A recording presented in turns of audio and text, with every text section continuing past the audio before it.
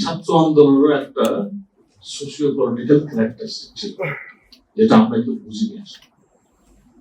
আপনি স্বীকার করেন বা না করেন, দেশের অধিকাংশ জনগণ এই কোটা সংস্কারের পক্ষেই ছিল। 57% কোটা এটা কোনোভাবেই গ্রহণযোগ্য কারো কাছে মনে হয়নি। আমি এমনকি ছাত্রলীগও দেখেছি তারা প্রেস কনফারেন্স করে তারা এটা বলেছে একটা সংস্কার। আমরা বিভিন্ন সময় পরামর্শ দিয়েছি, আমাদের তো কাজটা পরামর্শ করতে পারে, কিন্তু যে জায়গাটাতে আমরা অ্যাড্রেস করতে ভুল করেছি সেটা হচ্ছে আমরা বুঝতেই পারিনি যে এটার একটা আলাদা জনগণের মধ্যে মাত্রা আছে, এবং এটার সুযোগে তৃতীয় কোনো পক্ষ, যেটি এখন এসে বলছে তৃতীয় পক্ষ ঢুকে গেছে, জামাত শিবির ঢুকে গেছে, এই ঢুকে যাওয়ার আশঙ্কাটি কেন আমরা আগে করলাম না? তার মানে আমাদের এখানে একটা ব্যর্থতা ছিল, যেটি হচ্ছে আমাদের গোয়েন্দা ব্যর্থতা, আমাদের সিকিউরিটি অ্যারেঞ্জমেন্টের ব্যর্থতা। আমরা বুঝতেই পারিনি যে এরকম একটি ষড়যন্ত্র অনেক দিন ধরে নেওয়া হচ্ছে, এটা কিন্তু একদিনে হয়।